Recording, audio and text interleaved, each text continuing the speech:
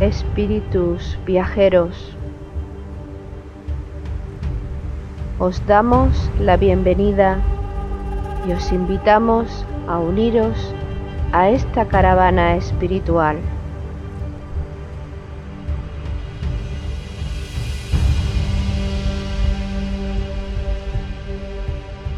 Recorreremos los áridos desiertos de nuestro egoísmo personal.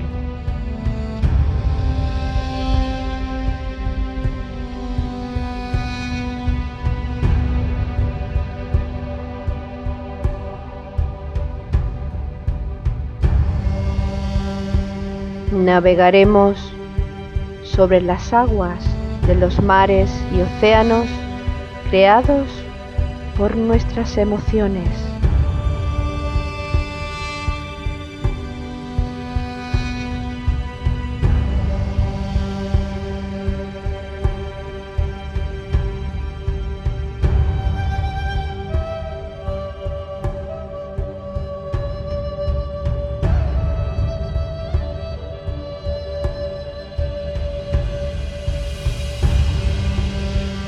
Caminaremos por los fértiles valles de nuestro despertar espiritual.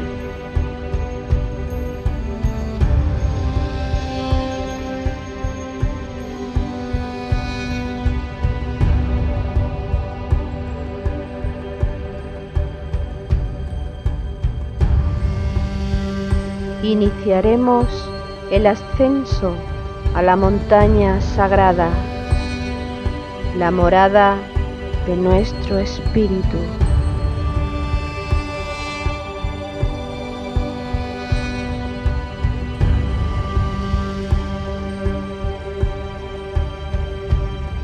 Espíritu viajero, si sientes la llamada de tu corazón deseoso, únete a nuestra caravana hacia Shambhala con alegría y gozo.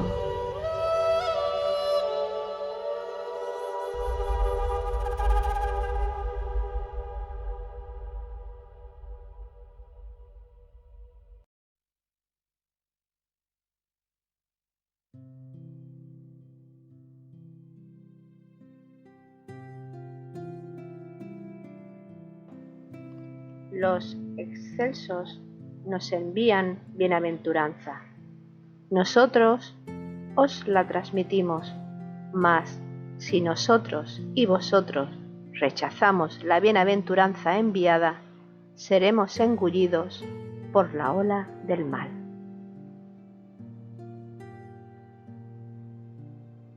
El ser humano representa y ocupa el eslabón inferior en la cadena jerárquica de los seres con conciencia de su existencia y de su naturaleza.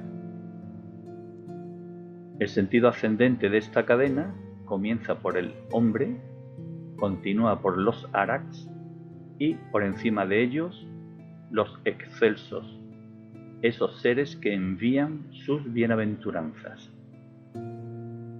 Si estas bienaventuranzas son rechazadas por los Mahatmas y por los hombres, todos seremos engullidos por la ola del mal, lo que significa que la jerarquía necesita de la colaboración del ser humano y el compromiso del ser humano con la creación divina. Por lo tanto, debemos ser conscientes de que una vez sellada nuestra alianza con la luz, no hay cabida en nuestras vidas ni para la holgazanería espiritual ni para la traición a nuestro ser interno.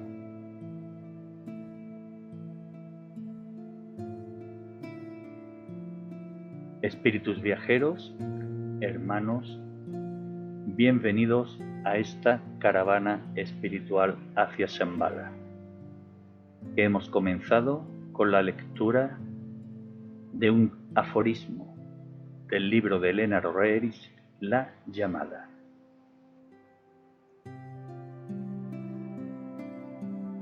Organizan la caravana Paco Ortiz y Loli Bermúdez. Sosiegan la marcha con su música Jesús Aragón y Juan Carlos García. Comparten la jornada junto a nosotros Jesús Jurado y Ana Castro y todos los peregrinos que de algún modo se adhieran a nosotros en la caravana. Ana, Jesús, buenos días. Pues Hola. muy buenos días, muy buenos días. Buenos días. Loli, buenos días. ¿Qué tal estáis? ¿Dispuestos a la marcha? Dispuestos completamente al viaje hacia Shambhala. Antes de comenzar la marcha, la jornada, creemos que sería conveniente realizar una aclaración respecto a una circunstancia en la que venimos haciendo hincapié en los programas anteriores. Nos referimos al tema de las peticiones que elevamos hacia el Altísimo. Y nuestra indicación va en el sentido de que no debemos pedir nada para nosotros mismos. ¿Podríamos aclarar mejor este concepto? Sería interesante aquí matizar lo siguiente. Cuando uno está desarrollando la conciencia, cuando se está acercando al alma, cuando la está manifestando, cuando el servicio, es decir, la manifestación completa del alma en cada su circunstancia diaria, es posible, uno en su conciencia no tiene lugar para pedir nada para la personalidad. Cuando utilizamos mantras del tipo solares, del tipo la gran invocación, por ejemplo, lo que estamos haciendo es pidiendo para toda la humanidad. Y hay una cosa que nos debe quedar meridianamente clara desde los inicios de nuestro camino. Cuando realizamos un servicio de este tipo, meditación, trabajar con grupos, dedicarnos a la ayuda de los demás, si anteponemos el bien general al propio, aquellas cosas que necesitemos, tarde o temprano nos van a llegar de manera espontánea. No tenemos ningún derecho a pedir si antes no tenemos muy claro que vamos a compartir. Si nosotros invocamos, tengamos en cuenta una cosa de entrada. Evocaremos lo que llevamos dentro. No por mucho invocar vamos a poder ofrecer más a los demás, sino que ofreceremos aquello que nuestro corazón atesora, independientemente de la capacidad de invocar que dispongamos.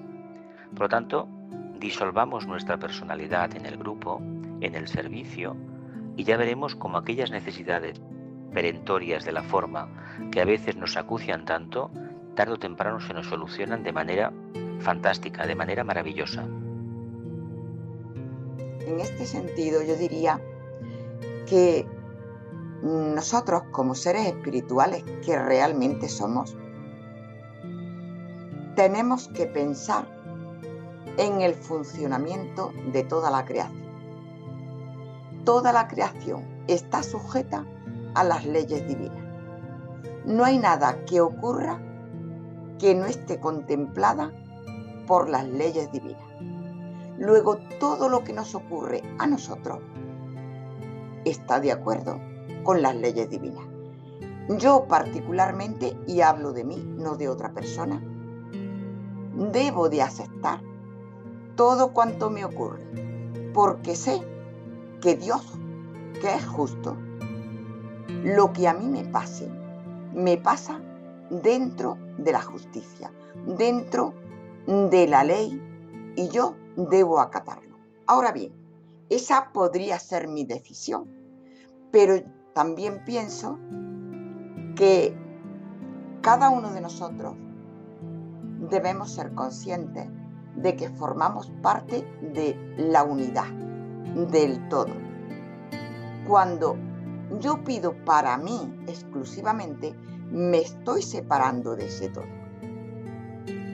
Por lo tanto, sería preferible que cualquier invocación que hagamos sea para esa unidad, para el todo.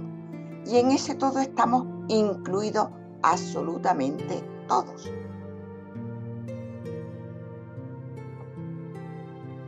No obstante, se podría añadir, a título personal en mi caso, que puesto que la personalidad es débil,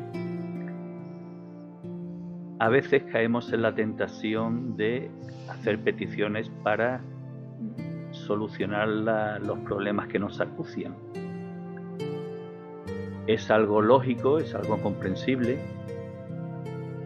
pero una vez que caminamos en el sendero del descubrimiento de las leyes espirituales, si sucumbimos a esta tentación, al menos deberíamos de tener conciencia de, al hacer la petición, pedir siempre que se cumpla la voluntad divina.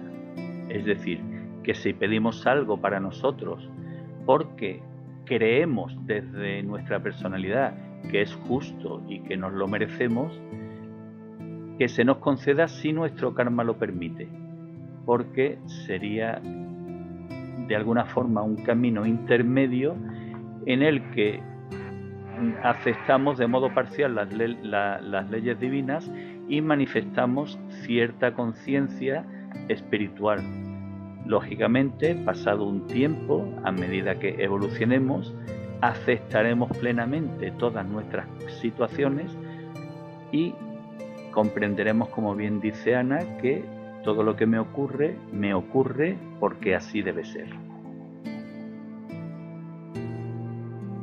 A mí me llama la atención algo que ha dicho Jesús y me parece que es bastante importante sobre la invocación, que uno tiene que trabajarse para poder invocar, referente a la fuerza que uno puede tener a la hora de invocar, que bueno, por mucho invocar se va a conseguir algo si tú realmente no lo tienes dentro.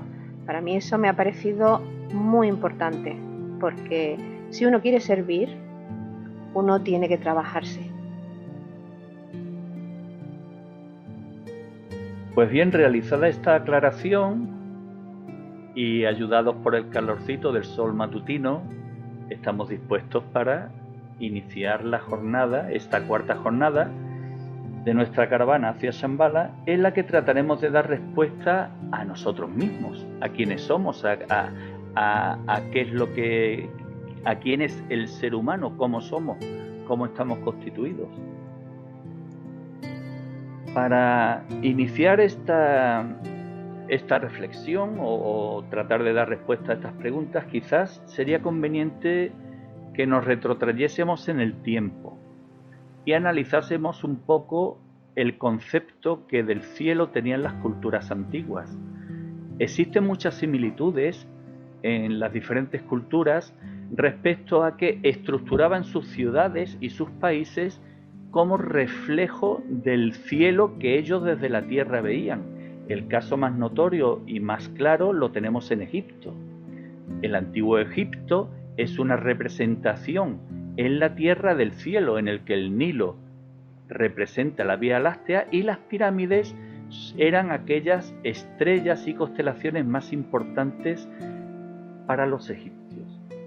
Pero si retrocedemos aún más en el tiempo, podremos visualizarnos cuando nosotros comenzamos a adquirir la autoconciencia, es decir, cuando la mente se implantó en el ser humano que en aquel momento éramos y nos planteábamos preguntas, nos planteábamos cuestiones. Desde la contemplación del universo ya no solo lo contemplábamos como algo grandioso, como algo maravilloso, sino que nos comenzábamos a preguntar con admiración: ¿soy yo un hijo de las estrellas?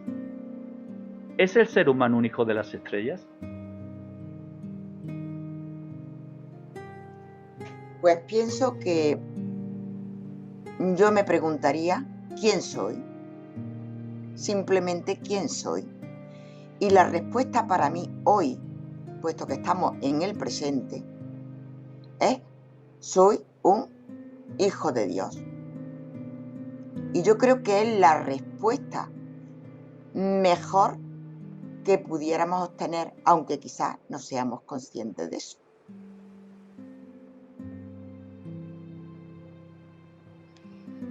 Sí que tenemos un origen estelar en cierta medida, porque, por lo que sabemos por la enseñanza esotérica, la enseñanza teosófica, en la lejana Lemuria se produjo el fenómeno denominado individualización. Una serie de entidades procedentes del planeta Venus vinieron a la Tierra y posibilitaron que los ángeles solares permitieran a un grupo de humanos, que en aquel momento de humanos tenían el nombre, estamos hablando de hace unos 20 millones de años, pudieran cobijarlos y su conciencia pudiera expandirse hacia la autoidentidad. Y en ese camino estamos ahora. Los seres humanos le debemos a aquellas primeras jerarquías, aquel Shambhala que se generó hace 20 millones de años, al frente del cual está el regente planetario, Sanat Kumara, como todos conocemos. Gracias a esta acción, la humanidad en un conjunto hoy en día tiene autoconciencia. Todavía nos queda muchísimo camino por recorrer, muchísimo. Pero tengamos en cuenta que en la medida en que nos conocemos nuestro origen divino y muy especialmente conocemos lo que se denomina nuestra constitución septenaria, los vehículos a través de los que nos manifestamos, tenemos aún más la posibilidad de comprender todo el proceso. Por lo tanto, esa cuarta pregunta que no nos la formulamos delante de la Esfinge, el ¿para qué? Porque las tres primeras eran quién soy, de dónde vengo y hacia dónde me dirijo, y la cuarta es ¿para qué todo esto? Pues esto poco a poco lo iremos descubriendo en el programa de hoy. Has hablado de septenario, de 7 cuerpos. Es decir, no somos solamente el cuerpo físico que cada uno vemos de nosotros mismos y que vemos en los demás. Exacto. Tenemos otros vehículos, tenemos un cuerpo de energético, un cuerpo etérico, que en realidad es el que sostiene como un armazón, como una estructura. Imaginemos que es una estructura, igual que en un edificio hacemos un armazón de vigas y pilares, paredes maestras que sustentan toda la edificación, o si no, estos edificios modernos que se construyen con cemento, con hormigón armado, vemos perfectamente que hay un esqueleto. Pues el esqueleto humano, en el fondo, nos está hablando de ese doble etérico, de esa concreción física en la cual se sustenta todo lo manifestado en nosotros, es decir, nuestro cuerpo denso. Luego hay un cuerpo emocional, el cuerpo de las emociones, de los deseos, que prácticamente deberíamos decir que es el vehículo más poderoso que en estos momentos tiene la gran parte de la humanidad. Y después disponemos de un vehículo mental. Claro, este vehículo mental lo estamos trabajando, es doble, es superior e inferior, pero hemos trabajado más la parte inferior, la parte de la mente concreta, del deseo, de la ambición, de la superación personal con fines materialistas. Y luego tenemos dos vehículos muy elevados, el búdico, el plano de la intuición, y luego el del propósito divino o el plano átmico. Hay que decir que esos dos vehículos, tanto el búdico como el átmico, están en proyecto.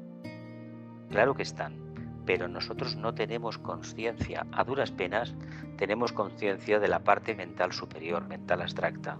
Tenemos mucha conciencia del plano emocional, pero no somos conscientes de la existencia de ese plano, sino que registramos en nuestro vehículo las emociones y los deseos. Podríamos resumir esta parte de la que ha hablado Jesús diciendo que efectivamente tenemos un cuerpo físico, un doble etérico, por medio del cual recibimos la energía a través de los chakras que están situados en paralelo con la columna vertebral, el cuerpo astral o de emociones y el cuerpo mental.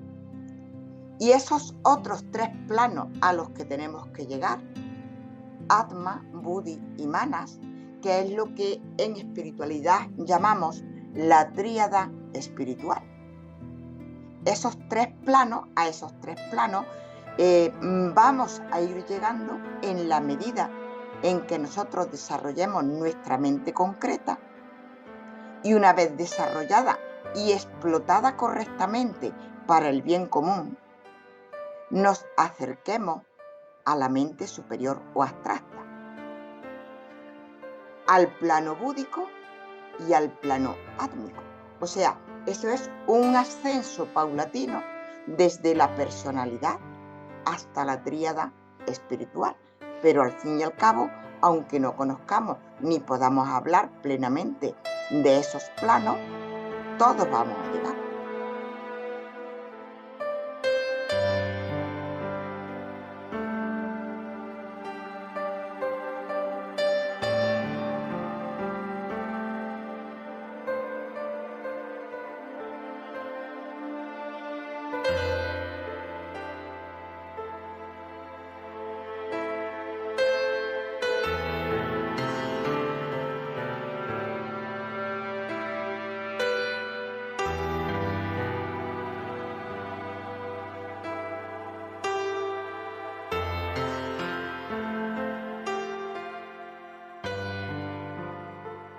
Estás hablando, Ana, de tríada espiritual, estás hablando de evolución, de construcción de la mente abstracta.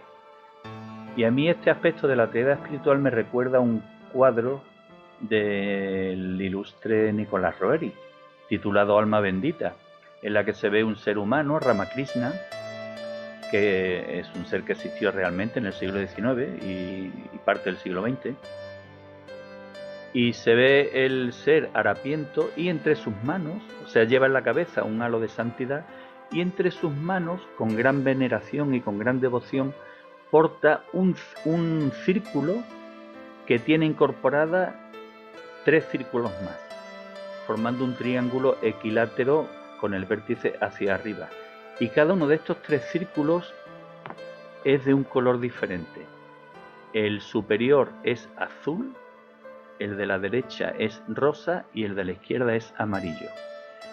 Y parece ser que lo que él trata de transmitir con esta obra es que Ramakrishna había realizado un proceso evolutivo con el que alcanzó la santidad y lo que lleva en sus manos es precisamente su alma bendita, que manifiesta 3 características asociadas con cada color.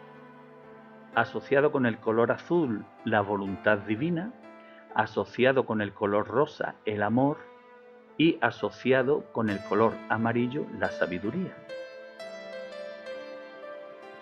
Realmente ese símbolo, digamos, está manifestando la liberación del alma. Porque al llegar nosotros, cuando lleguemos a esa tríada espiritual, a ese cuerpo, a ese plano mental superior, a Buddhi y a Atman, pues nosotros ya ahí habremos liberado la intermediación del alma que ha estado con nosotros durante toda la construcción del Antakarana, porque de lo que estamos hablando al referirnos a la evolución y llegar a estos planos, estamos hablando de la construcción del Antakarana, que es la unión de la mente concreta con la mente superior o abstracta. Pues realmente cuando llegamos a estos niveles, el alma se libera, puesto que nosotros hemos espiritualizado nuestra personalidad y el alma ha prestado ya totalmente su servicio, no tiene que ejercer de intermediaria. Lo que se le abre ante nosotros es un proceso de trabajo increíble que iniciamos hace muchos millones de años y que no sabemos todavía cuándo acabaremos. Lo que hemos podido constatar es que ahora, si lo miramos con un poco de distancia referente a esta encarnación, la única de la cual podemos hablar con autoridad, es que si nos comparamos como éramos hace 10 o 15 o 20 años, hemos tenido un cambio. Me diréis, claro, es que teníamos una edad y ahora tenemos otra y por lo tanto el alma se manifiesta más. Es cierto, pero si profundizamos un poco en esa reflexión nos daremos cuenta que ha habido una evolución porque ha habido una conciencia que realmente está dispuesta a ir transmutando, está haciendo que cada vez se pueda manifestar más dentro de lo que es la materia en la que se manifiesten aquellos aspectos más elevados. En la medida en que trabajamos esta parte de la evolución, la más elevada y la más interesante y probablemente la única que deberíamos manifestar, nos daremos cuenta que el trabajo del Creador, de nuestro Padre, de Dios, como le llamamos en muchas religiones o filosofías, en el fondo es el mismo. Él intenta transmutar la materia, Él quiere coger experiencia en ese trabajo, porque en el fondo, está haciendo exactamente un trabajo parecido al nuestro. Está ayudando a otro ser más elevado a que evolucione, a que se pueda manifestar. Es una cadena de servicio, estamos dentro de esta cadena de servicio y estamos con Él porque en un momento determinado decidimos iniciar el proceso de acercamiento a la materia. Como espíritus, como mónadas, nos adentramos en esa aventura y en esa aventura maravillosa estamos todos, el Logos incluido. Acabas de hablar de espíritus, acabas de hablar de mónada, se ha mencionado también la palabra alma. Excepto la palabra alma, y quizás la palabra espíritu. El concepto de mónada es un concepto al que se tenía acceso en círculos iniciáticos. En realidad es un concepto de alta espiritualidad, es un concepto esotérico. En cambio, en cambio el concepto de, o sea, la palabra alma y espíritu es más popular, ¿no? Y claro, mientras uno no avance en las enseñanzas espirituales, lo primero es que mónada se desconoce, no existe para nosotros. Pero tendemos a identificar como lo mismo alma y espíritu. Sin embargo, hay diferencias entre los tres, ¿no? Sí existen estas diferencias. De hecho, la palabra mónada se la debemos, me parece que es al filósofo Leibniz, que es el primero que habló de este tema. En el fondo se refiere al uno, se refiere a lo que es la chispa divina, que forma parte de la esencia divina. Por lo tanto, nosotros, en esencia, somos uno con Dios. Esto es algo que nos debe de quedar claro. Ahora bien, la palabra espíritu se puede asociar a muchas realidades de conciencia, como la palabra alma. No importa el nombre que le deseemos dar. De hecho, para referirnos al alma, en algunos libros esotéricos hay unas 40 y tantas definiciones de lo que es el alma, de los nombres con la que la podemos definir. No importa. Si a todo le llamamos conciencia, tengamos en cuenta que la conciencia es la percepción que de un campo determinado de manifestación tenemos, o la capacidad de respuesta que tenemos a ese campo de manifestación. A medida que vamos elevándonos y entramos en los mundos sutiles cada vez más profundos, más elevados en este caso, tenemos una conciencia mucho mayor. Lo importante no es que arquetípicamente digamos somos almas o somos espíritus, o bien dicho somos mónadas. Formamos parte con el logos. Lo importante es que reconozcamos qué cantidad de todo esto que hemos dicho somos capaces de manifestar aquí, en nuestra vida diaria. Porque este será, a mi modo de entender, el mejor indicio de saber hacia dónde nos encaminamos y sobre todo la percepción que tenemos del medio en que nos desenvolvemos. Pero a nivel de conciencia, como bien dices, se puede identificar mónada y espíritu como la misma esencia divina. Es exactamente lo mismo. Lo que pasa es que popularmente se le puede llamar al espíritu alma, etcétera. No importa. No importa. De cara al pueblo, de cara a la gente que se está interesando por estas enseñanzas, ya llegará el día en que maticemos más definidamente qué es cada cosa. Pero tengamos en cuenta que si no somos capaces, por las razones circunstanciales de nuestro propio karma o de nuestra capacidad de entender la ley de la justa retribución, la famosa rueda de Shanshara, de las famosas reencarnaciones, en terminología oriental, hablar de espíritus o hablar de mónadas puede suponer un prurito mental, una capacidad mental elevada de alguien pues, que ha estudiado mucho. Lo importante es que sepamos que hay una parte que es inmutable. Esta es el espíritu. No es que no evolucione, es que lo manifestamos en los planos karmáticos. Dios evoluciona en la medida en que se manifiesta en la materia. Dios toma experiencia de la materia y nuestra percepción es que evoluciona. Es como nosotros cuando, llegado un momento, pues decimos, caramba, vamos a llegar a esos estados de conciencia que hemos citado antes. El Arat, nada menos que la cuarta iniciación, muy relacionada con el mito de Aries que hemos vivido estos días, la Semana Santa, la muerte y la resurrección. Pero claro, hay que entender que si eso en mi conciencia no es ninguna realidad, el estudio esotérico, si no tenemos una mente abierta y tenemos la capacidad de reflexionar de conceptos, de intercambiar conceptos, analizarlos y de extraer conclusiones, lo único que nos puede provocar es un embotamiento de ideas que al final van a tener una difícil digestión. De todas formas, yo aquí añadiría que efectivamente los conceptos esotéricos, ocultistas, espirituales, como les queramos llamar, son altos conceptos más abstractos que concretos, y es muy difícil definirlos. Pero para esclarecer un poquito y a partir de esclarecerlo, que cada cual busque y se asesore y profundice en el tema, podríamos decir que efectivamente mónada y espíritu es lo mismo, que el alma es el vehículo de expresión del espíritu el espíritu se expresa a través del alma y que la personalidad, el ser humano, es el vehículo de expresión del alma. O sea, pasamos espíritu, alma, personalidad. Ese, digamos, que es el proceso. Nosotros, los seres humanos, nuestra personalidad expresa al alma en tanto en cuanto nosotros redimimos nuestra materia, las utilizamos, nos perfeccionamos a través de nuestros restos pensamientos, restas palabras, restas obras. En definitiva, el espíritu es quien impulsa que su reino sea implantado aquí en la tierra gracias a nosotros los seres humanos. Texto de Elena Roeris de su libro Iluminación. Por el espíritu guarda la enseñanza espiritual. Solo el espíritu puede traer el reino de Dios sobre la tierra. Tan sencillo como mis palabras llegará el reino del espíritu.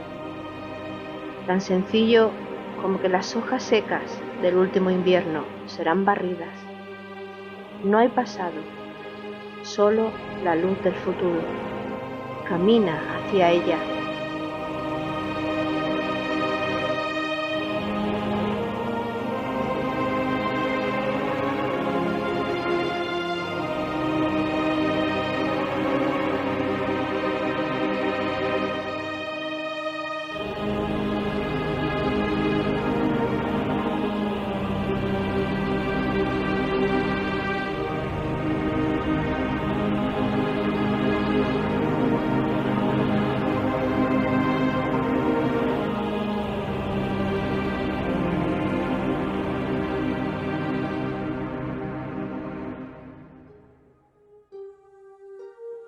Ana, acabas de mencionar 3 aspectos que realmente considero importantes, o consideramos importantes. Mónada, personalidad y entre ambas tríada espiritual o alma. Y estos 3 aspectos quedan reflejados, quedan pintados de un modo realmente hermoso y magistral, nuevamente por Nicolás Roeris en uno de sus cuadros, El Milagro. Es un cuadro en el que hay que destacar 4 aspectos importantes. El primero de ellos, que el paisaje es de alta montaña, lo que hace referencia a lo que tantas veces ha mencionado Jesús respecto al mito de la ascensión a la montaña. El segundo aspecto es la personalidad y el tercero, el alma, y entre ambas un puente. ¿Cómo expresa Nicolás esto? Pues dibuja un paisaje de alta montaña, un desfiladero en el centro que está unido por un puente. En el lado más cercano del desfiladero existen o dibuja 7 figuras humanas, vestidas de blanco y en posición de oración y reverencia hacia lo que está al otro lado del puente, que es ni más ni menos que una luz esplendorosa y maravillosa.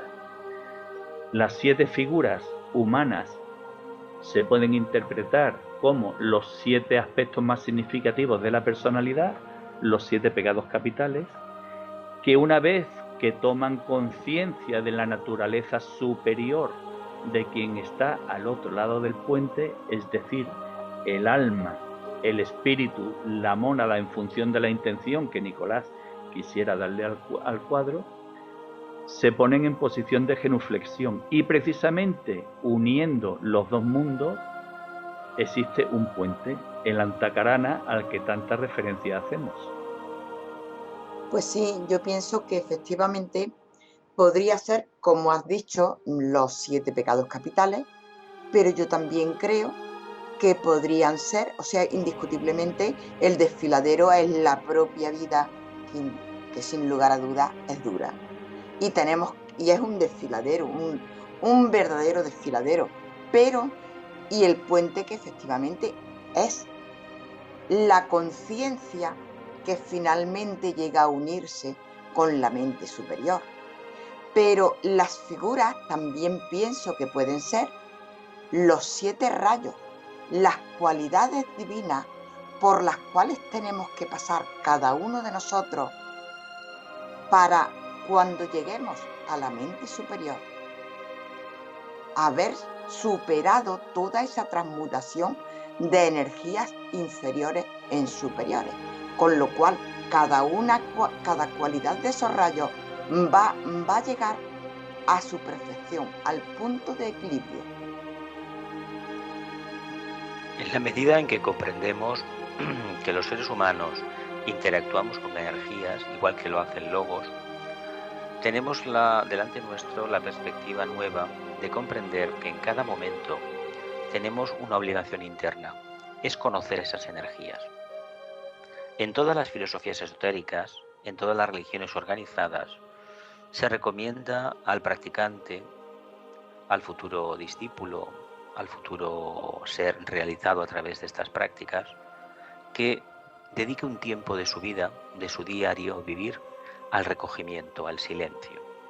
Cuando no tenemos tiempo para la meditación, para el silencio, para el recogimiento, utilizamos un mantra, una invocación, una plegaria, una oración, y con esto pues muchas personas la verdad sustituyen ese trabajo porque las circunstancias de su vida todavía no permiten tener un espacio diferenciado para poder contactar. Si perseveramos un poco, nos damos cuenta, cuando nuestro anhelo de contactar con el alma, con el espíritu, con Dios, es profundo, es decir, cada vez más avanzado, que automáticamente aparecen esos minutos, ese momento en nuestra vida diaria, en las 24 horas del día, en las cuales podemos establecer contacto con las energías que componen nuestra propia alma. Y poco a poco vamos a percibir que estas energías nos están hablando de una realidad de conciencia nueva. Realidad de conciencia que no tiene nada que ver con el mundo de la forma y que una vez asumidas estas energías nos permitirán vivir el mundo de la forma de manera equilibrada, de manera feliz. Estos días se ha celebrado la Semana Santa, pues todos hemos visto qué significan estos mitos. El mito de la Semana Santa para los cristianos, una nueva revelación. La Pascua es una revelación, la renovación del compromiso con Dios. Para los cristianos supone nada menos que renacer, nacer de nuevo a la vida espiritual, despertar la conciencia crística. Cuando esto se produce, es como un auténtico milagro, porque el mundo de la personalidad, el mundo de la materia, está ahí, no desaparece, pero ya no nos crea los problemas que nos había creado hasta ese momento, porque nuestra atención estaba abocada a combatir algo, y ahora entendemos que los problemas de la forma son problemas de manifestación de la materia, que tiene la conciencia que tiene, pero nosotros hemos de hacer lo posible por manifestar la conciencia solar, la conciencia evolutiva que somos en realidad. Por lo tanto, apartemos nuestra vista del mundo de la forma sin perder de vista que estamos dentro de la forma, y poco a poco veremos cómo las cosas a nuestro alrededor se solucionan.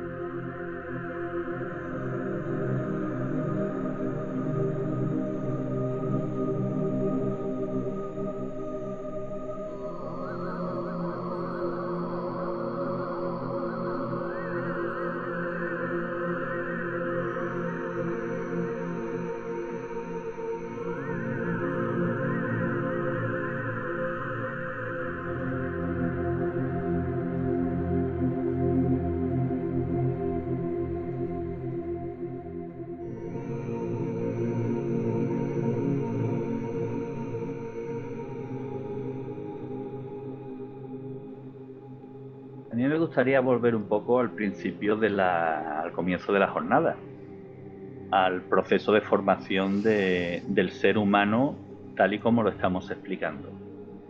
Da un poco de vértigo entender o asimilar esa cifra que tú, Jesús, has dado, 20 millones de años. Esto atrás. No es atrás. Hay que tener mucha imaginación.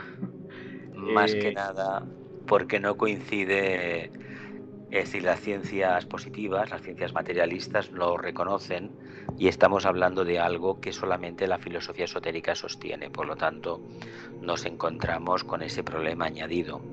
Cuando disponemos de una mente poderosa, una mente concreta que trabaja con datos que se pueden palpar, que se pueden tocar, evidentemente lo tiene muy difícil. No hay que creer en nada, pero tampoco hay que negarlo. Hay que dejarlo como que, bueno, es posible, una hipótesis de trabajo que tarde o temprano se acabará descubriendo a nivel científico. Como hipótesis de trabajo, debemos suponer entonces que el proceso de formación de estos cuerpos a los que se ha hecho referencia es progresivo y con varios millones de años cada uno. Exactamente, porque mira, además hay que tener en cuenta algo muy importante que no debemos olvidar nunca, todos los que estamos en el mundo espiritual. Si nos hemos individualizado en el planeta Tierra como almas, hemos alcanzado la individualidad. Perdón, Jesús, cuando hablas de individualidad, El alma. efectivamente, te hace referencia al momento en el que la mente se implanta en el ser humano. Exactamente, tal y como dice el mito de Aries, surjo y desde el plano de la mente gobierno. A ver, cuando esta acción se produjo hace estos 18 o 20 millones de años, tanto da millón de años arriba o abajo, pensemos que en aquel momento el trabajo como almas que tuvimos fue durante muchísimo tiempo, es decir, millones de años encarnando periódicamente, fue construir el vehículo físico. De ahí que se generara un yoga específico, un camino de unión con la divinidad de los 6 yogas clásicos, que es el Hatha Yoga. Hoy en día se conoce con el nombre de deporte. Todo lo que sea actividad física indica que hay una percepción de nuestro vehículo físico. ¿Es bueno el deporte? Bueno, todo es bueno en una medida equilibrada. En la Atlántida, en el periodo Atlante, como almas construimos nada más y nada menos que el vehículo emocional. Y ahora en el periodo Ario, que aproximadamente tiene unos 50.000 años de antigüedad, significa que hemos de trabajar el aspecto mental, la mente. Pero la mente hay que tener en cuenta una cosa, no es esa mente fría que a veces se critica sin conocerla. La mente es la capacidad que tenemos, el punto intermedio de conexión entre los mundos sutiles, los mundos superiores y los mundos inferiores. Todos estos mundos están llenos de vida, pero si queremos realmente tener una percepción exacta de cómo evolucionan y del papel que desempeñamos nosotros como almas, hemos de alcanzar el nivel mental. Y tarde o temprano lo haremos. No tiene nada que ver tener una mente poderosa con el tema de dejar de ser emocional o sensible. Son conceptos separados, no tiene nada que ver. Pero entendamos que la mente no va a dar nada por hecho. Lo va a analizar, lo va a desmenuzar. Si somos muy emocionales tendremos la tendencia a creer. Y el pensador, la mente, tiene la tendencia a conocer. Hemos de escoger el camino del conocimiento, pero porque venimos del camino de la creencia. Ese sendero nos ha llevado a donde nos ha llevado. Y ahora se trata de profundizar un poco más. Y no nos preocupemos porque serán millones de años también, con sus correspondientes encarnaciones las que nos toquen, para que como almas trabajemos realmente el vehículo mental. El mental superior en este caso, claro. Aquí me gustaría hacer una llamada de atención porque todos nosotros, cuando vemos los medios de comunicación, sobre todo la televisión, vemos cómo se ponderan las emociones. Quien es más emocional, dicen cómo, pero tú no te rasgas las vestiduras por tal o cual cosa, o tú cómo te puedes quedar tranquilo por tal o tal cosa. Entonces quiere decir que se exalta, se engrandecen las emociones, cuando precisamente el trabajo espiritual, lo que tenemos que hacer es transmutar esas emociones para ser seres equilibrados, seres donde predomine el amor. Que eso es difícil, claro que sí, pero lo que no debemos es exaltarnos por todo acontecimiento, de alegría llevarla a los extremos, de pena llevarla a los extremos, de catástrofe crear todavía una catástrofe mental muchísimo más grande. O sea, el equilibrio absolutamente en todo. Y ojalá que la humanidad ya estuviéramos o tuviéramos trascendidas las emociones y deseos y de verdad estuviéramos trabajando ya en el mental. Está muy bien que resaltes eso, Ana, porque es verdad que hay que darle más importancia a lo mental que a lo emocional, sobre todo para que haya un equilibrio. Y a mí se me ocurre una pregunta, por ejemplo, cuando ya nos toca la hora de morir, cuando pasamos por esa transición, los cuerpos estos que ya estamos o que ya tenemos construidos como el astral y el mental, ¿se destruyen de igual manera como el físico o eso sigue continuando una vez que hemos dejado el cuerpo físico? Cuando cerramos los ojos, cuando se produce ese fenómeno tan maravilloso de expansión de conciencia, es decir, cuando llega la muerte, vamos a decirlo así, vamos a quitarle miedo al tema de la muerte, lo único que sucede es que perdemos la conciencia del plano físico, del plano denso donde estamos ahora, donde estamos hablando, pero como almas pasamos, con los vehículos que quedan, pasamos al plano astral. Por eso algunas comunicaciones de mediums o de personas que son clarividentes dicen que bueno, que no ha cambiado nada, que no ha cambiado casi nada, que se sienten iguales, que se ven iguales, porque en el astral hay una copia del plano físico, la hemos creado con nuestras emociones, nuestros anhelos. Llega un momento que en el plano astral, cuando hemos ya reflexionado sobre el deseo y lo hemos agotado en cierta medida, allí ya no tenemos nada que hacer, se produce una segunda muerte. Pasamos la conciencia al plano mental concreto. Y allí pues depende de nuestro interés, depende del tiempo que hayamos dedicado en la Tierra a desarrollar las cualidades mentales, estaremos más o menos tiempo, teniendo en cuenta que también se producirá una tercera muerte.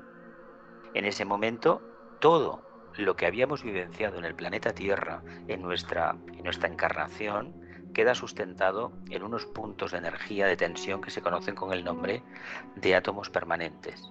Esos átomos permanentes nos van a permitir, cuando llegue el momento, después de nuestro periodo de retiro, de silencio interior, de Devachan o de cielo, como se le quiera denominar, cuando vayamos a encarnar como almas, tomaremos la sustancia de esos átomos permanentes para construir los nuevos vehículos, la nueva personalidad.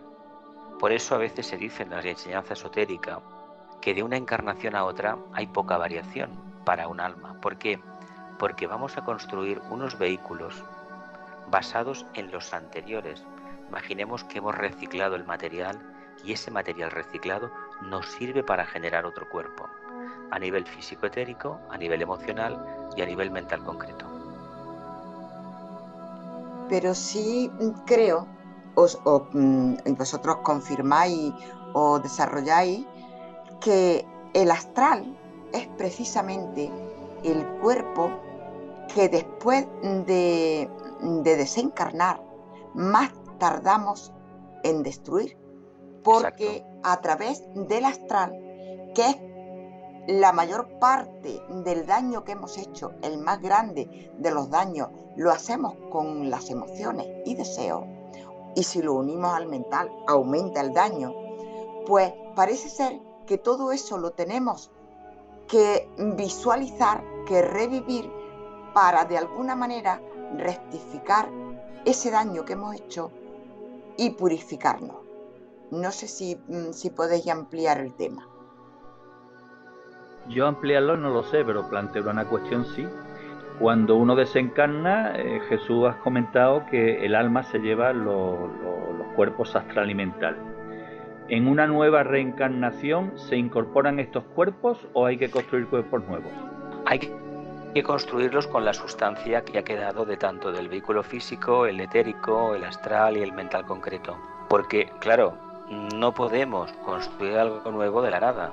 ¿Cómo lo hacemos? Precisamente utilizando la semilla implantada en los átomos permanentes, que es el resumen, la esencia de lo que ha dado de sí una encarnación a nivel de vehículos. Con ellos construimos los vehículos, claro. Según estén construidos los vehículos, según el grado de evolución de los mismos, querrá decir que el alma que los habita tiene una evolución mayor o menor. Esto es muy oportuno porque esto que denominamos ley de la justa retribución, la famosa ley del karma en Oriente, y que en Occidente tomamos como sentido negativo, en el fondo es una recompensa positiva a aquello que hemos construido en vidas pasadas. Y se nos dan los medios, que son nuestros vehículos, para poderlo manifestar, independientemente de que estemos en un ambiente de una manera u de otra. Pero todo es evolución, todo es evolución. Como antes sugería Ana, el cuerpo más difícil de trabajar es precisamente el cuerpo astral, y donde más periodo de tiempo vamos a estar seguramente va a ser en el plano astral. Pero también hay que recordar una cosa: este maravilloso planeta Tierra es muy astral, está rodeado, es todo agua. ¿Nosotros qué somos básicamente? Cuando nos incineran, ya que hablamos de la muerte, a los familiares nos dan una bolsita que son nada más y nada menos que el esqueleto que no se quemó en la incineración, triturado. Lo demás, la caja del féretro era agua básicamente, era madera, agua, y los tejidos nuestros que son básicamente agua, ¿no? Excepto las uñas y el cabello que son como los huesos, lo demás queda todo destruido. ¿Y qué se nos entrega? Eso.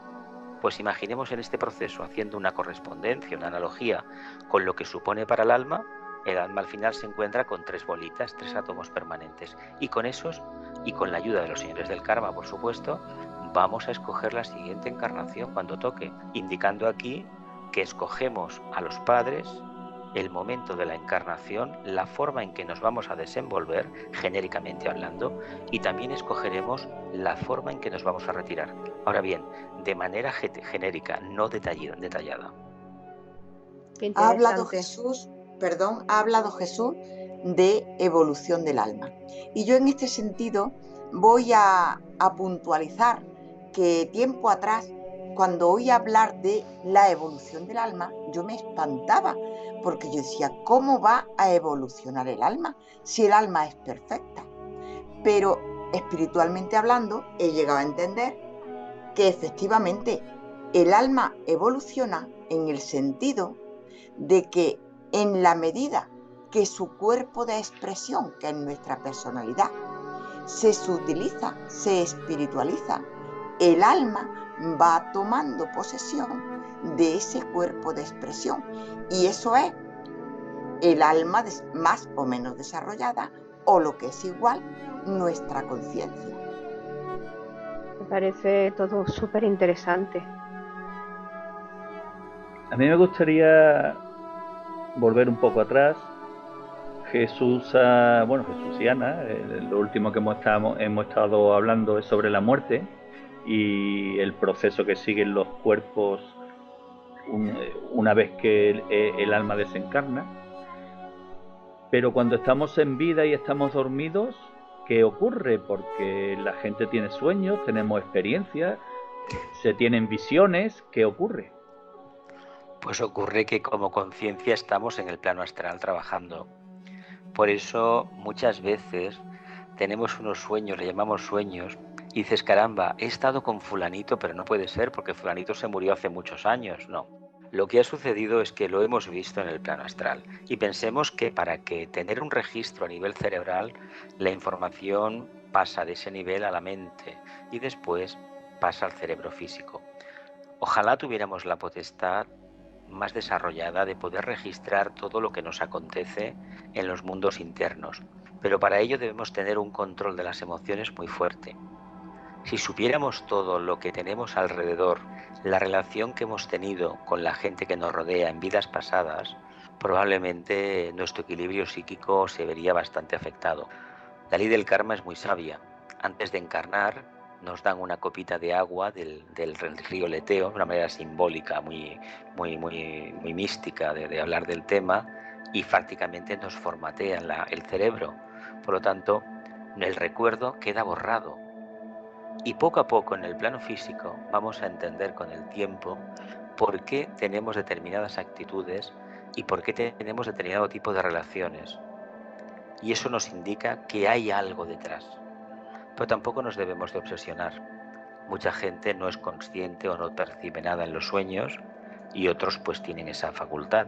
No va a pasar nada. Lo importante es que recordemos que cuando perdemos la conciencia en el plano físico, como alma saltamos al plano astral para manifestarnos.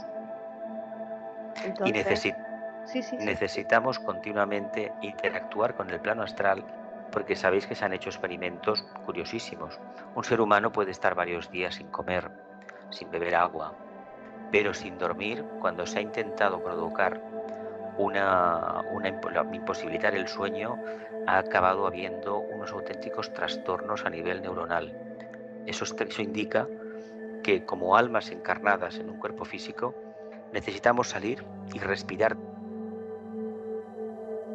Has hablado de que estamos con frecuencia en los sueños, no sé si en otros tiempos distintos, en el plano astral, lo cual no quiere decir que debamos propiciar lo que se llaman los viajes astrales. No, debe venir por propia evolución. La meditación, la percepción interna, poco a poco te va abriendo la conciencia. Pero hacer un viaje astral per se, para ver qué sucede por ahí arriba, en los planos internos, no es recomendable. Hay un aforismo en esoterismo que dice lo siguiente, es decir, una afirmación. Cuando el alma esté preparada, puede volar. ¿Habéis visto el caduceo de Mercurio? Esto que está en las farmacias, esas dos serpientes y la vara, la vina, y veis que arriba hay dos alas. Es un símbolo esotérico de las culturas de la antigüedad. Eso indica que cuando la energía circula bien, correctamente, por los dos canales, el Ida y el Pingala, y el Sushumna, el canal central, el neutro, está funcionando bien, el alma puede volar. Es decir, que el alma va a ser consciente de los planos internos. Por lo tanto, no nos preocupemos. El Nazareno les dijo a sus apóstoles y a sus seguidores: buscad primero el reino de los cielos, es decir, vivir una vida, una conducta intachable, y poco a poco lo demás os lo van a dar regalado. Entonces también lo que pasa con los fantasmas seguramente serán cascarones, ¿no?, que vamos dejando. Hay mucha cosa en el plano astral. Es un plano que prácticamente tiene, como todos, 7 capas, como todos, y prácticamente lo que nos llega del plano astral es todo eso que nos emociona. Que si hemos contactado con una persona 20 años después de muerta, que si he ido a tal sitio donde conocí y resulta que he encontrado una persona que es la misma que vi hace 20 años y a lo mejor hace 30 o 15 años que murió, que si por las noches veo unas luces, que si me dicen cosas por la noche. Bueno, esto en realidad es una percepción psíquica que uno tiene, una percepción extrasensorial que está ahí, que es un siddhi, un poder del alma, pero que vendrá cuando tenga que venir. Estas entidades, cuando nos encontremos una visión, a veces en el pleno día, un ser que parece ser nuestro padre o nuestra madre, si es a plena luz del día, tengamos en cuenta que no era nuestro padre ni nuestra madre, no, porque como alma no está ahí. Lo que suele haber muchas veces en algunos sitios, cementerios y palacios, castillos y sitios así donde han pasado muchas cosas, en las ruinas de una ciudad, etcétera, etcétera, lo que suele haber son muchos cascarones, es decir, figuras astrales creadas por toda la gente que ha ido a lo largo de miles de años por ese lugar. Si son cosas así difíciles, es decir, cosas terribles, matanzas y cosas de estas, cada vez que una persona ha ido a ese lugar, resulta que involuntariamente ha alimentado ese egregor. Y cuando llega uno que es un poquito sensible, pues resulta que, bueno, que se ahoga en el ambiente. Se trae todo aquello, lo ve todo, y en el fondo esas entidades lo que quieren a veces es un poco de luz, pero probablemente no estemos preparados para interactuar con ellas. Hay que tener en cuenta que hay ciertos lugares que a veces vamos por la curiosidad, porque nos han dicho que se ven estas apariciones, que aparece aquello, que aparece lo otro, que para algunas personas les pueden parecer sitios maravillosos porque se encuentran muy bien, pero a lo mejor los que somos más sensibles son lugares donde no hay que ir más. Pues mira, hay un texto de Elena Petrovna Blavatsky en Isis sin velo que dice: espíritus elementarios. Propiamente hablando, son las almas desencarnadas de los depravados que poco antes de la muerte se separaron de su divino espíritu y no pueden aspirar a la inmortalidad. Eliphas Levi y otros cabalistas apenas distinguen entre los espíritus elementarios que fueron hombres y los demás seres que pueblan los elementos y son fuerzas ciegas de la naturaleza. Una vez separadas del cuerpo, estas almas, también llamadas cuerpos astrales de personas materializadas, quedan irresistiblemente atraídas a la Tierra, donde experimentan una vida temporal y finita en las condiciones que más armonizan con su naturaleza inferior. Y como durante la vida no cultivaron su espiritualidad, sino que la subordinaron a lo material y grosero, son incapaces de seguir el elevado camino del ser puro y desencarnado, que se aleja de la sofocante y mefítica atmósfera de la Tierra, después de un periodo de tiempo más o menos largo. Estas almas materiales empiezan a desintegrarse hasta que, a semejanza de la niebla, se disuelven átomo por átomo en los elementos circundantes. Esto es un texto de Isis Sin Velo. Yo no había oído hablar de las almas materiales y le pregunté a un compañero sobre qué significaba esto de las almas materiales. Y entonces me contestó: yo creo que se está refiriendo simplemente a los cascarones o incluso al morador del umbral, la parte más baja del cuerpo de deseo, que se queda más atrapada en el kama loka, cuanto más grosera, concupisciente, egoísta sea. Entonces, a mí esto me dice que efectivamente, realmente los fantasmas son esos seres aferrados a la tierra, porque realmente el alma se va a su espacio, el que le corresponda. El alma no está ahí. Luego es, no sé si se puede llamar ese egregor mental que ese ser haya construido con sus deseos y emociones, que se queda apegado aquí a la tierra. Con lo cual no es ninguna vida, sino un egregor. No sé, Jesús, si a ti te parece aclarar algo sobre el tema. Como bien dices, son entidades negativas. De hecho, los humanos, pretendemos hacer el bien, pero sabéis, en la Divina Comedia de Dante Alighieri, se decía, hablando del infierno, que estaba empedrado, adoquinado con las buenas intenciones de los seres humanos. Pero claro, las buenas intenciones ya sabéis que solamente son eso, buenas intenciones. Mientras no se conviertan en realidades físicas, realidades de conciencia manifestada, pues no sirven para nada, prácticamente. Son ilusiones, de las muchas que tenemos. Y muchos de los seres humanos, pensemos que hemos encarnado muchas veces, hemos hecho cosas seguramente en vidas pasadas, lejanas, que no eran muy correctas, nos hemos ido creando pues una serie de residuos, de entidades que inconscientemente, cada vez que tenemos miedo, cada vez que tenemos ira, cada vez que tenemos terror, los vamos alimentando. Por eso antes hablábamos de las emociones. Las emociones no son negativas ni positivas, son neutras. Lo único que sucede es que nosotros le damos un interés muy específico en que nos provoque alteración de conciencia, que nos provoque miedo, nos provoque llanto, nos provoque una alteración, y al final salimos, por ejemplo, en el cine, después de una película de terror donde, se combate al monstruo, todo lo que sea, y se salva a la chica o a los niños, a quien sea, salimos contentísimos, y lo que no nos damos cuenta es que a nivel emocional nos han manipulado, igual que estas entidades que aparecen en estos castillos, en estas casas, que dicen que están encantadas, etcétera, etcétera, pues hacen exactamente lo mismo. Son entidades involutivas que inconscientemente los humanos alimentamos, y algunas probablemente sean debidas a magias mancias no muy positivas, la verdad sea dicha. Claro, en este sentido dice Elena Petrovna Blavatsky, dice con toda claridad que ninguna aparición de un hombre que ha muerto es el de verdad, sino claro, cascarones. Exacto. Y yo digo una cosa, ¿quién atrae a esos cascarones? Pues la parte emocional negativa que todos tenemos dentro. Hay una cosa que también hay que tener en cuenta. A medida que se va desarrollando la percepción, uno acaba recibiendo visitas de este tipo, pero también con una finalidad.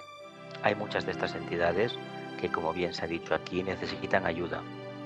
Ayudarles es muy problemático, pero hay mantras que nos pueden servir. Pero lo que nos va a servir siempre es mantener la cabeza erguida, es decir, en equilibrio, y el ánimo muy sereno. Buen consejo. Y a mí ahora me surge una pregunta, por ejemplo, los niños pequeños, por ejemplo, con esos terrores nocturnos que algunos tienen, ¿es posible que ellos sean verdaderamente videntes de esos cascarones? No, ellos tienen como almas tenemos esa potestad de la clarividencia. Lo que pasa que cuando nuestro vehículo mental se va desarrollando, evidentemente toda esta clarividencia va desapareciendo. Los niños ven igual que ven los gatos. ¿No habéis visto un gato en una casa, un perro que se queda mirando un rincón y no sabe por qué lo mira y empieza a jugar con nadie? Y los niños a veces juegan con nadie, con algo que no. ¿Dónde está? Suelen ser elementales, a veces son gnomos. Esto que vemos en las películas de dibujos animados de Walt Disney, que nos hemos quedado todos prendados viendo a los enanitos, a los espíritus, a los sílfides, a las ondinas, a las salamandras, a las hadas. Estos espíritus existen. No están tan al alcance de la mano para que los podamos ver continuamente, pero pensemos una cosa. ¿Quién de los que nos está escuchando en este momento en su casa no ha percibido a veces ruidos extraños? Ya ves. Ruidos que dices, caramba, parece que haya alguien. No, hay un espíritu en la casa, es una evolución que está ahí, a veces se alimenta de nuestras propias emociones y está ahí, y por alguna razón está ahí. Por lo tanto, tengamos en cuenta que en nuestra casa hay unos moradores, y esos moradores tienen su conciencia, nosotros tenemos la nuestra. Y si pudiéramos ver a veces levantar el velo este de Isis que comentaba Blavatsky, a lo mejor nos damos cuenta que estamos rodeados de figuras un poquito extrañas, pero lo importante es cómo nos sintamos nosotros. Eso existe, y tanto que existe. Pero todo depende también de nuestro trabajo, ¿verdad? Si claro, estamos perfeccionándonos, claro, atraeremos cosas buenas, ¿no? Evidentemente. Debemos de incidir, por lo tanto, en que es fundamental una educación correcta de los niños, es decir, en el sentido de que no hay que ridiculizar aquello que ven ni decir que es mentira, es una realidad que ellos perciben. Es que lo más, bueno, todos hemos sido niños y evidentemente, pues bueno, yo creo que mucha de la gente que nos está escuchando se va a dar cuenta de que ha tenido experiencias en la infancia pues que no podía transmitir a nadie porque nadie se las iba a creer, y dices, no puede ser. Sí que existen este tipo de experiencias de jugar con esas entidades que parecen como enanitos, pero que en realidad son espíritus de la naturaleza. Sí, esto muchos niños lo hemos vivido, unos lo hemos llevado de una manera, otros muy mal, posiblemente porque el ambiente no era lo apropiado. Sí que es cierto que a medida que aumentaba la enseñanza de la escuela, es decir, dedicabas más tiempo a la mente, al desarrollo de la mente, esas experiencias iban cerrando, porque eran a través del plexo solar. Pero no importa, volvieron después, si tenían que volver, han vuelto. Y es simplemente para decirte que estás en un mundo que no es nada lo que parece, es otra cosa. Yo ahora quiero hacer un poco de abogado del diablo. Muy bien hecho. Y para ello me voy a apoyar en, supongo que recordáis todos el grandioso para mí y para muchos aficionados a la música, el grandioso grupo Triana, que estuvo deleitándonos con su música entre los años 70 y los años 80, que supuso un hito importante para la música española. Era un grupo de Sevilla. El alma mater de este grupo era el compositor y teclista Jesús de la Rosa. En una de sus canciones, titulada Luminosa Mañana, hay una estrofa hermosísima que dice, y como me lo pide el cuerpo, la voy a cantar. Dice, luminosa mañana, teñida de sufrimiento, hoy he visto la luz que todos llevamos dentro. Entonces quiero hacer de abogado del diablo en el sentido de que Javier de la Rosa en esa letra desvela la realidad de la que estamos hablando. Esa luz que todos llevamos dentro y que experimentamos precisamente a través del sufrimiento en nuestras vidas. Entonces yo quiero hacer de abogado del diablo porque, claro, muchas veces me planteo esta cuestión. ¿En qué estaría pensando Dios, que Él está allí muy tranquilo en su morada, plácidamente, en fin, pasándoselo pipa, y ahora crea este embrollo rocambolesco de que emana de sí millones de mónadas, y estas mónadas tienen la necesidad de experimentar la materia? Y aquí nos tiene a nosotros 20, 30, 40 millones de años sufriendo y padeciendo en cada encarnación, total o parcialmente, para descubrir y poder acceder a esa grandeza, ¿no? ¿Qué explicación puede tener esto? No hay tal sufrimiento. El sufrimiento, mira, se dice siempre que las alegrías y la tristeza la ponemos los humanos, pero es por la falsa percepción de la realidad que tenemos. Si fuéramos más espirituales, es decir, más mentales, coloreados por el alma, por la luz, el amor y la voluntad al bien, no nos quejaríamos de la vida que llevamos. Nos quejamos porque creemos que es la única y porque tenemos una conciencia muy primitiva todavía, muy primaria, vamos a decir embrionaria. No la hemos manifestado, todavía somos como embriones, no hemos todavía nacido a la verdadera revelación. El día que lo hagamos nos daremos cuenta que todo el sufrimiento que el ser humano ha tenido, le vamos a dar las gracias, porque el ser humano, hay que decir algo que a veces cuesta de explicar, gracias a las dificultades, al sufrimiento, se curte, y cuando encarna de nuevo, lo hace bajo una opción, una perspectiva diferente. Si supiéramos que hemos perecido en guerras infinidad de veces, los que estamos aquí, los que nos escuchan, y que de una encarnación a otra pudimos reflexionar de lo que habíamos hecho, y que volvimos un poco mejorados, algunos no, algunos volvieron con inferiores intenciones, pero no importa esto, importa a todos aquellos que reconocieron en el periodo post-mortem, recapitularon y como alma se dieron cuenta que ciertas cosas no se deberían hacer. Ahora bien, Dios, que ya nos comparamos con Él, pensemos que la conciencia suya es inimaginable para nosotros. Él ha experimentado el mundo de la materia. No sabemos cuáles son sus tribulaciones. Nosotros estamos en esta aventura con Él. Pero claro, como mónadas arquetípicamente, no sufrimos. ¿Quién sufre? El que está aquí abajo, pero porque tiene un vehículo emocional que precisamente tiene un apego a la forma y a lo conocido tremendo. Ese apego a la forma del cual el Buda nos habló tanto de quitarnos el apego, practicar el desapego, el discernimiento, es el que nos genera esos ataques de gozo increíbles, esa risa a veces que raya en lo absurdo, o ese sufrimiento patético que decimos, ni una cosa ni la otra son reales, son ficciones. Y el problema es que nos creemos la ficción. Hay mucha gente, millones en la planeta Tierra, que están enganchadas a las series de televisión. Y es toda una mentira.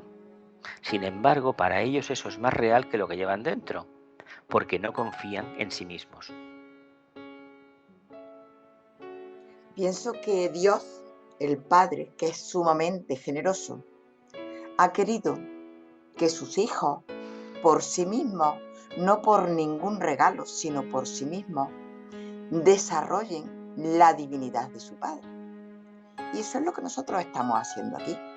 Lo que pasa es que a veces nos confundimos y queremos instalar en la tierra ese reino material, a pesar de que se nos ha dicho, mi reino no es de este mundo. Pero nosotros nos empeñamos en que este mundo que pisamos, que ven nuestros ojos, nuestros sentidos, nuestros oídos, etc., pues tiene que ser el reino. Y el reino es lo que realmente estamos construyendo. Y estamos construyendo con esa semilla divina que es nuestra esencia y es la que tenemos que desarrollar. Por eso cuando ya pisamos el sendero espiritual, por mucho esfuerzo que nos cueste, porque realmente estamos por el camino de los hombres, conociendo los caminos de Dios, por mucho esfuerzo que nos cueste, ya nos resulta imposible volvernos atrás porque sabemos que esta es la verdad. Dios, el Padre, que envió a un hijo suyo, Jesús el Nazareno, hace 2000 años, a dar muestras de su reino. Jesús realizó durante su vida pública muchos milagros, pero por encima de todo, 2 de ellos. El primero, la transfiguración en el monte Tabor, en el que mostró a unos apóstoles elegidos su cuerpo de luz. Y el segundo de ello, un misterio al que la ciencia todavía no le ha encontrado una explicación: la resurrección. Escuchemos lo que a este respecto nos dice Elena Roerich en el aforismo 8 del libro Agni Yoga. El sufrimiento y la resurrección, o la transformación de la materia de Cristo, proporcionaron el logro de la realización terrestre suprema. Pero nadie supo de la desintegración del cuerpo en estado atómico. La gente pensó que su cuerpo había sido robado por sus discípulos.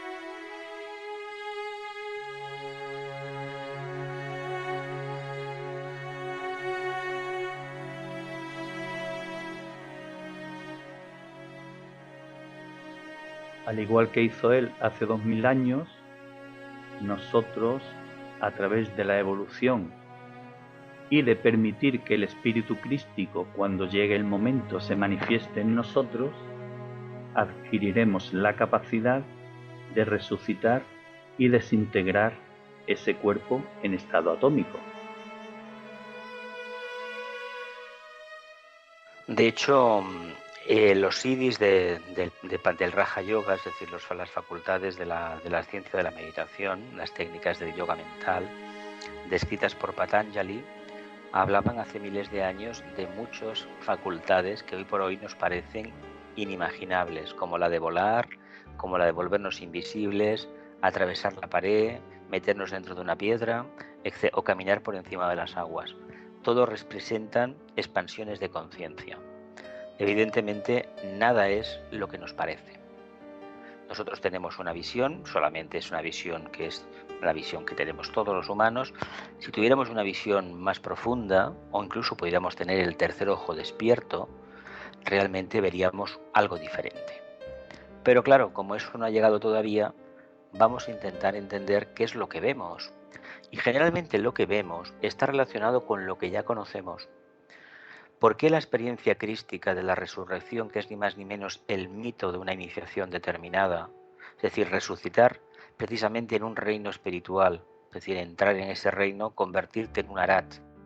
¿Por qué esto no es conocido, no es comprendido? Pues porque muy pocos en el planeta Tierra lo han tenido. Muy pocos han pasado por esa experiencia. No es que no haya habido nadie, los ha habido y bastantes, pero que no es una iniciación que esté al alcance del ser humano normal y corriente. Incluso para la mayoría de discípulos todavía es un reto a encarar en una vida futura. Como no ha habido esta base de datos, esta información, nos parece algo completamente sorprendente. La ciencia, tal vez la física cuántica, en este siglo XXI descubra cosas que la ciencia esotérica hace ya mucho tiempo que está afirmando. Lo que ya sabemos, por ejemplo, de la ciencia de la física cuántica, algo que la filosofía esotérica siempre dijo: la relación entre el observador y lo observado. Saben los científicos que cuando observan una partícula subatómica, esta cambia. Eso es ni más ni menos la constatación del axioma de la ciencia esotérica que decía que el observador y el observado, al final en la meditación, se convertían en uno, porque estamos dentro del uno.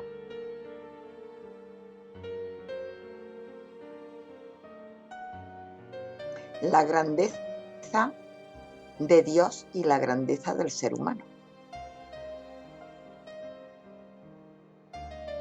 Convertirnos en un arat es nuestro objetivo, es nuestra referencia. Convertirnos en un hombre Dios. Escuchemos lo que al respecto nos dice Elena Roerich en su libro Jerarquía. Nosotros, los hermanos de la humanidad, buscamos y proclamamos al hombre Dios en la tierra. Nosotros veneramos todas las imágenes, pero ninguna como la del hombre Dios. Quien porta en su corazón el cáliz lleno, listo para volar, pero manteniéndolo y colmándolo ese cáliz en la tierra. El hombre Dios es un creador ardiente. El hombre Dios es el portador de la ardiente señal de la nueva raza. El hombre Dios está encendido con todos los fuegos. Inscríbelo así en los registros del hombre Dios. Arat, Agni Yogi, Tara. Así nosotros lo inscribiremos.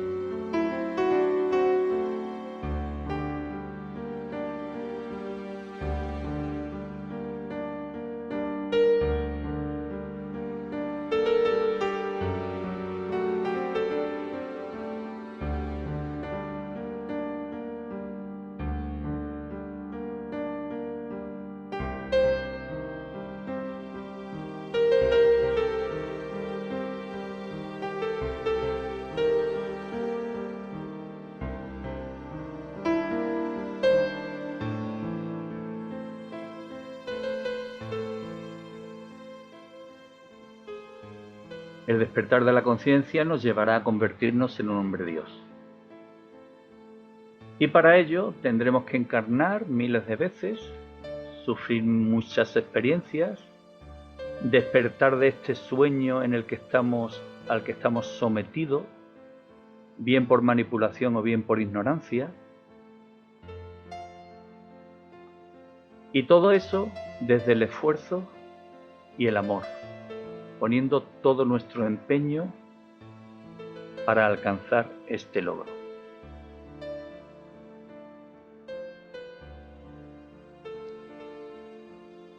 Jesús y Ana, hemos realizado toda una jornada que parece larga, pero bueno, da la impresión de que han sido escasamente 1 hora y 20 minutos. Entonces va llegando el momento de descansar, poner nuestras tiendas de campaña y, en fin, encender un fuego. Lo iba a decir, y tener una charla espiritual profunda alrededor del fuego. Y que la transfiguración siga. Pues os doy las gracias por vuestra participación y os invito a una última reflexión. ¿Empiezo? Sí. Empieza.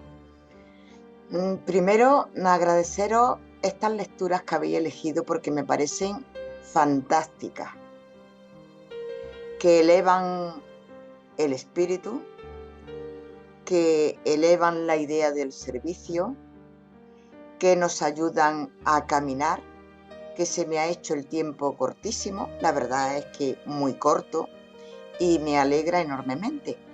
Esperemos que todos los que se unan a esta caravana también les resulte corto y provechoso. Gracias. Por mi parte, quisiera agregar que entendamos que todo en el universo manifestado es evolución. Absolutamente todo.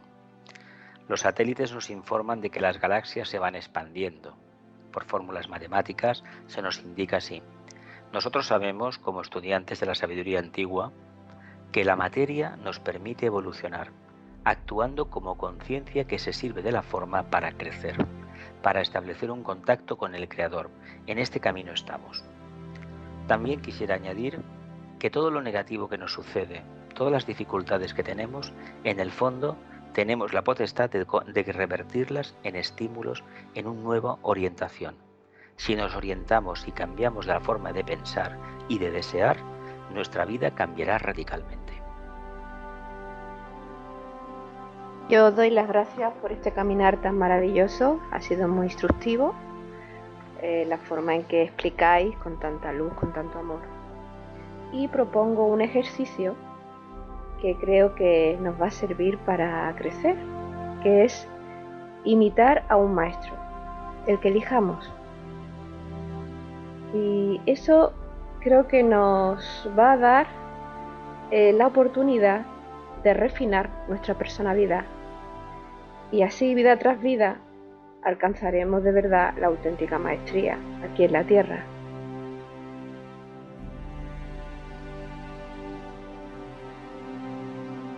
Espíritus viajeros, compañeros, hermanos, a través de la purificación podremos convertirnos en un hombre Dios. Mientras tanto, durante este proceso, podemos poner en práctica la forma de actuar que tendría un maestro aquí en la Tierra, como muy bien ha expuesto Loli. Si no sabemos cómo hacerlo, escuchemos con el corazón lo que al respecto nos aconseja Elena Roerich en el aforismo 27 de su libro Agni Yoga. El maestro tiene un lugar donde quedarse, pero no una casa. El maestro participa de la vida, pero no le toca lo ordinario. El maestro embellece una decisión, pero no la prolonga. Siente piedad, pero no se lamenta. El maestro defiende, pero no gesticula. El maestro afirma y nunca está inseguro. Él advierte, pero no posterga. De ser absolutamente necesario, él castiga, pero nunca hiere. Es agradecido y no olvida. Evalúa los motivos y no muestra debilidad. Protege cuidadosamente, pero no se impone. No teme, pero aún así no es temerario. Y de este modo valore al maestro, quien se revela para el crecimiento de su espíritu. El espíritu se tiene que alimentar conscientemente.